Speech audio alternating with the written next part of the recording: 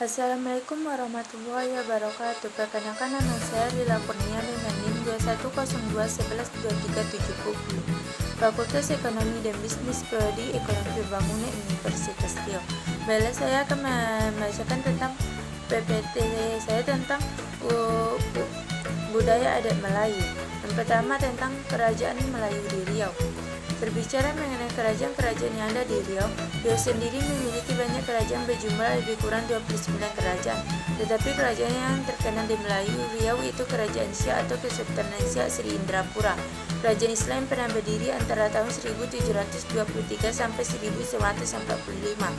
Pendirinya adalah Raja Kecil atau Raja Keci yang bergelar Abdul Jalil Ahmad Shah, putra Sultan Mahmud Shah dari Kesultanan Johor. Puncak kejayaannya Kerajaan Siak itu berlangsung pada pemerintahan Sultan Syarif Hashim, di mana kebesaran kerajaan ini dapat dilihat dari pesatnya perkembangan ekonomi kerajaan. Kedua, Kerajaan Indragiri diperkirakan berdiri pada tahun 1298 dengan raja pertama bergelar Raja Merlang I berkedudukan di Melaka. Masa kejayaan terjadi pada masa pemerintahan Sultan Hasan Salahuddin. Peninggalan Kerajaan Siak pertama itu Rumah Singgah Tuan Kadi, patung Ratu Wihalma, patung Sultan Syarif Hashim, Masim, dan lain-lain. Peninggalan Kerajaan Indragiri itu Rumah Tinggi, Istana Indragiri. Adat Melayu Riau, takrib dan jenis adat Melayu. Takrib adat masyarakat Melayu Riau. Adat adalah kebiasaan yang menjadi identitas komunitas suatu suku dalam menuruti aturan dari hasil kesepakatan bersama suatu komunitas untuk mengatur aktivitas anggotanya dalam hubungan dengan pencipta, sesama manusia dan lingkungan. Adat harus dipatuhi, mengandung sanksi atas pelanggaran dan diwariskan secara turun-temurun. Jenis-jenis adat Melayu Riau. Yang pertama, ada istiadat, contoh adat perkawinan masyarakat Melayu Riau dan prosesi adat lainnya mencerminkan bagaimana kehidupan masyarakat Melayu. Kedua, adat yang diadakan, contoh pemberian gelar kepada seseorang yang dianggap berjasa kepada masyarakat. Ketiga, adat yang benar-benar adat. Keempat, adat yang teradakan, contoh zaman dahulu pelaksanaan berelat atau pesta adat yang berlaku diselenggarakan malam hari, tetapi karena pelaksanaan hari itu dirasakan merepotkan dan besoknya orang harus kembali mencari kehidupan, maka diubah menjadi siang hari. Selanjutnya, hukum adat Melayu Riau. Pengertian hukum adat, serangkaian aturan yang mengikat pada suatu masyarakat yang tidak tertulis dan bersumber dari kebiasaan yang tumbuh dan berkembang pada suatu masyarakat tertentu dan kemudian diterima menjadi hukum secara turun-temurun. Sistem keangkuhan. Ciri hukum adat masyarakat adat Melayu Riau selanjutnya adalah apabila terjadi masalah yang berada di wilayah hukum adat, maka penyelesaiannya melalui pengadilan adat. Sebuah sidang adat biasanya dipimpin oleh datuk para penghulu. Sanksi hukum adat berupa 1. Sanksi sosial, 2. Membayar dam, 3. Penghapusan identitas. Atur cara kehidupan dan sistem kepemimpinan. Atur cara kehidupan masyarakat Melayu Riau. Masyarakat Melayu Riau adalah salah satu kelompok yang dalam menjalankan kehidupan dan hubungan sosial kemasyarakatan senantiasa berpegang kepada ajaran agama Islam, yakni Al-Quran dan Al-Hadis serta adat. Semua aspek budaya dan norma sosial masyarakat Melayu wajib merujuk kepada ajaran Islam dan dilarang bertikai apalagi menyalahinya. 4. Atur cara kehidupan adat Melayu. Pertama, adat sebenar adat itu inti adat yang berdasarkan kepada ajaran agama Islam tidak boleh dianjak-alih, diubah dan ditukar. Kedua, adat yang diadakan itu senantiasa yang telah diterima untuk menjadi kebiasaan atau peraturan yang dibuat bersama atas mufakat menurut ukuran yang patut dan benar dan dapat dimodifikasi sedemikian rupa secara fleksibel. Yang ketiga, adat yang teradat itu kebiasaan-kebiasaan secara berangsur-angsur atau cepat menjadi adat. 4.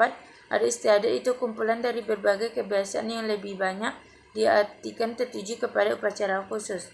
Selanjutnya, sistem kepemimpinan. Makna pimpin itu bimbing atau tuntun. Pemimpin seorang yang menggunakan kemampuannya, sikapnya, nalurinya, dan ciri-ciri kepribadiannya yang mampu menciptakan suatu keadaan sehingga orang lain yang dipimpinnya dapat terpengaruh dan saling bekerjasama untuk mencapai tujuan yang diinginkan. Kepemimpinan Melayu itu pemimpin adalah orang yang biasa disebut orang yang dituakan, didahulukan selangkah, ditinggikan serantiang. Filsafat kepemimpinan Melayu. Pertama itu banyak tahunya, kedua banyak arifnya, ketiga banyak bijaknya. Bahasa Melayu merupakan asal-usul bahasa Indonesia. Pada masa kedudukan bangsa Belanda, bahasa Melayu sudah menjadi bahasa Franca di Nusantara. Bahasa Melayu dijadikan sebagai bahasa perhubungan dan juga bahasa perdagangan. Hal itu yang menjadikan alasan bahasa Melayu menjadi asal-usul bahasa Indonesia. 3. Pemakaian bahasa dalam adat Melayu. Pertama, bahasa Mendaki yang digunakan oleh orang yang muda ke yang tua. Kedua, mendatar digunakan untuk teman sebaya. Yang ketiga, menurun digunakan untuk oleh orang yang lebih tua ke yang muda. Sejarah bahasa Melayu. Awal pusat kebudayaan Melayu berada di Malaka, kemudian pindah ke Riau. Sejak saat itulah Riau menjadi pusat kebudayaan. Bahasa Melayu zaman Melaka dikenal dengan Melayu Melaka, sedangkan bahasa Melayu zaman Riau dikenal dengan bahasa Melayu Riau. Puncak kejayaan dan perkembangan sastra Melayu pada masa pemerintahan Raja Ali Haji yang berasal dari Kerajaan Riau Lingga di Pulau Penyengat. Perbedaan aksara Arab Melayu dengan huruf hijaiyah. Huruf hijaiyah adalah huruf yang berasal dari Al-Quran yang bertulis Arab dan yang berakar pada setiap hurufnya. Sedangkan Arab Melayu juga bertulisan Arab tetapi tidak ada harkat atau bisa juga disebut dengan Arab gundul. Kemunduran Arab Melayu. Hal ini terjadi karena tokoh Kamal Pasha Ataturk yang ingin membela negara dari Eropa, tapi hal ini sampai berujung kepada cara dan membuat segala hal yang berbau Arab dihilangkan dan diubah menjadi Latin. Tahun 1960-an bahasa Arab Melayu benar-benar terpinggir karena orang dituntun bisa membaca tulisan Latin. Hal ini membuat mengikisnya pembendaharaan bahasa Melayu. Kebangkitan Arab Melayu. Tahun 2002, Barisan Muda Melayu membuat inovasi dengan memasang backdrop bertulisan Arab Melayu dan menarik perhatian wali kota untuk mengubah kantor wali kota dengan bertulisan Arab Melayu. Tahun 2002, Lembaga Adat Melayu memperkenalkan format undangan, sertifikat, dan backdrop acara dengan cara aksara itu Latin dan Arab Melayu. Kesenian Melayu Riau. Pengertian kesenian Melayu Riau. Kesenian Melayu merupakan ekspresi dari kebudayaan masyarakat Melayu. Di dalamnya terkandung sistem nilai Melayu yang dijadikan pedoman dan tujuan ajar dalam berkebudayaan. Kesenian Melayu menjadi bagian yang integral dari institusi adat. Kesenian Melayu juga meluahkan filsafat hidup dan konsep-konsep tentang semua hal dalam budaya, seperti ketuhanan, kosmologi, globalisasi, akulturasi, inovasi, enkulturasi, dan lain-lainnya. Seni musik. Musik tradisi Melayu di Riau terbagi menjadi dua kategori, yaitu seni musik dimainkan sebagai hiburan dan seni musik yang dimainkan sebagai pukau bagi hewan ketika berburu. Jenis-jenis alat musik Riau itu puput, dodoput, tabu. Seni rupa itu secara umum seni rupa Riau lebih ke flora, ada pula atraksi fauna seni rupa yang mempunyai hewan dan manusia secara jelas sangat dilarang dalam ajaran Islam. Jenis-jenis seni rupa itu anyaman, ukir, batik, motif. Seni teater itu, teater bisa diartikan cerita yang disampaikan dengan irama bahasa tertentu, diperagakan dengan gerakan atau tari dan diiringi dengan musik tradisional, baik musik tabu, gesek maupun tiup. Seni tari itu di Riau ada yang dinamakan tari sakral, itu jenis tari yang berhubungan dengan kepercayaan seperti ritual pengobatan bagi kelompok masyarakat Melayu Proto. Selanjutnya tradisi lisan dan tulisan bahasa Melayu. Tradisi itu ada kebiasaan yang masih dilaksanakan di tengah masyarakat. Lisan itu berarti cerita mulut ke mulut dari satu generasi ke generasi lainnya. Tradisi lisan itu pesan atau kesaksian disampaikan secara turun-temurun dari satu generasi ke generasi berikutnya.